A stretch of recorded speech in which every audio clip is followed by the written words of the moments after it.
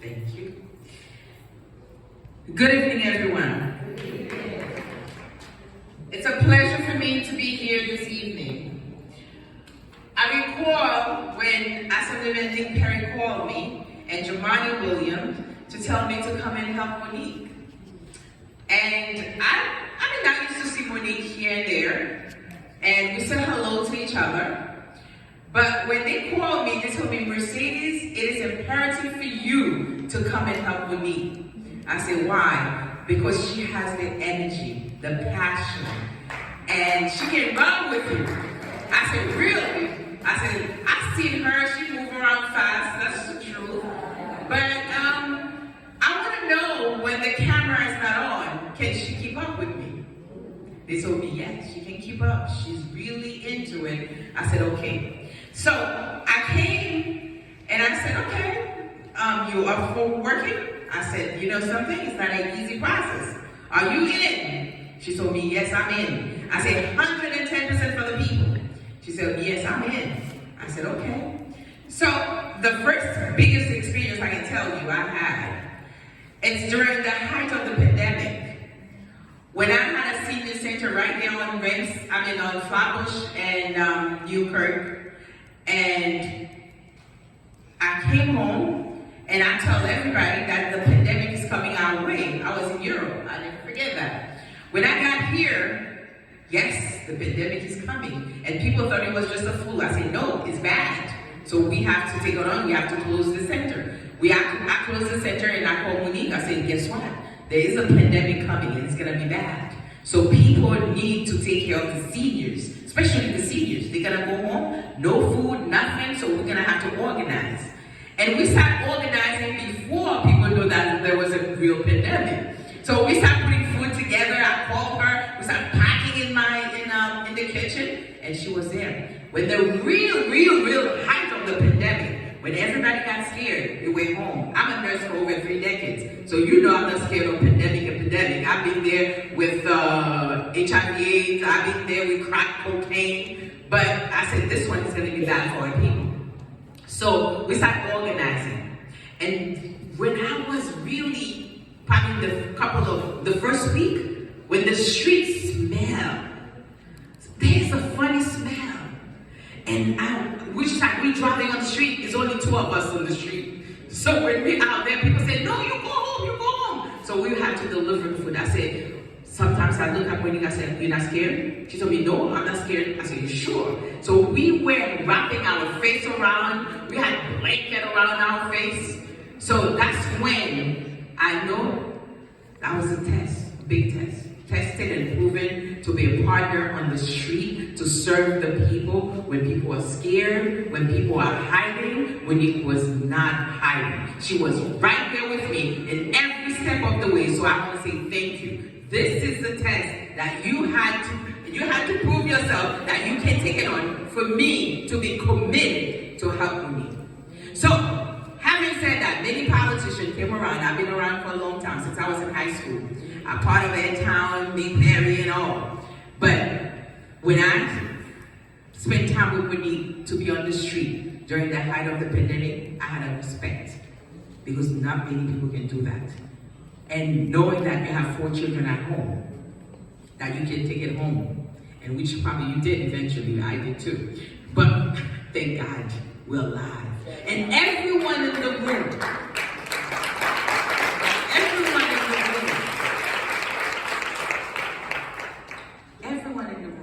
we are blessed to be alive, including the new ascended member of Monique and the Waterman. We are here for a purpose. We are here to serve.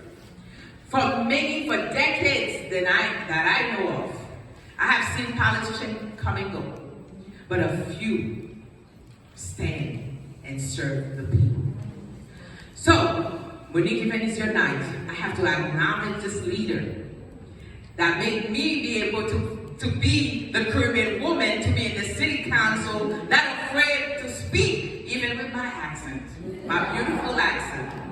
So I have to say, Dr. Una Clark, thank you. You just said I'm going to think about, because today I'm able to speak and and not afraid to say anything that when it comes to defend my people, we have a black issue before we talk about heritage, and Monique understand that. We have to talk about black issues in our community before we Trinidadian, before we Jamaican, before we Bajan, before we Haitian. And she understood that. When I'm in the car with her, I said, we have a black issue to address. And she understood that. So some folks tell me, Mercedes, why are you helping Monique? She's not Haitian. I said, guess what? We have a black issue. We have a black issue. When it comes to hunger, food in our community, healthcare inequities, education, which Monique learned that firsthand because she had to have a 24-hour daycare to take care of the children around her and taking care of her own children. This is what we're talking about. We're talking about leadership. And that's why I have to say hello to Congresswoman Yvette D. Clarke. To understand the inequities while we're in office, not for only fashion. We fashion a little bit. Me and Monique, we fashion. We know that. And Yvette Clarke forget it, and Dr. Yvette Clarke forget it. We get to do that. But first, you have to understand your responsibility in office is to serve the people, not yourself. Not yourself. Not yourself. If you do it for yourself, that's when you're not serving, you're not supposed to be there. Like I tell everyone, we have to learn in our community to vote people in and vote people out. Including myself if I'm not doing my job. That's why Monique and I talk about the importance of not only passing legislation, but we have to pass legislation that makes sense for our community. For far too long, this young man is so talented. He was able to put it in words for us to listen, to know that when we get somewhere, it is not about ourselves, but about our people needs. The food we're talking about is for real.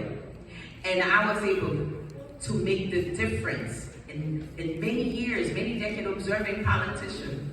And that's why I'm able to support and be on the street and be in my car driving Monique around, back and forth to make sure she gets the name recognition. And today, I'm so happy that you are Assemblywoman.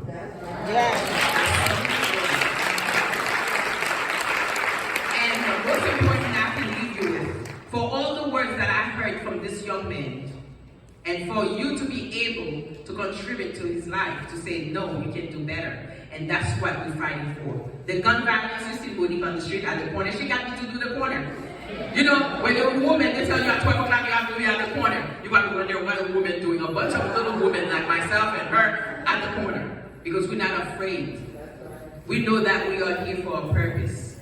So, ladies and gentlemen, I don't want to take all night. I can talk and tell you about Monique because we were in the car for many hours.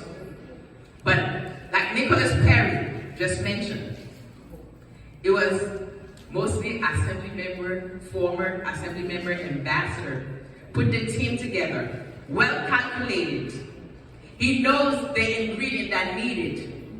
He knows the personality that needed. He knows the energy that he needed in this community for us to do the work. So let's put our hands together. Nicholas Perry, I know you're going to be the real, not only the team, just the team Monique, but the real team, the real deal to push things forward in our community. And it's a pleasure for me to be the mature woman around too.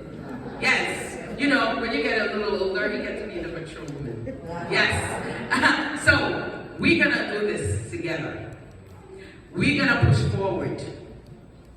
There will not be a perfect time in anything. There will not be a perfect budget. There will not be a perfect assembly member or city council member or district leader to be.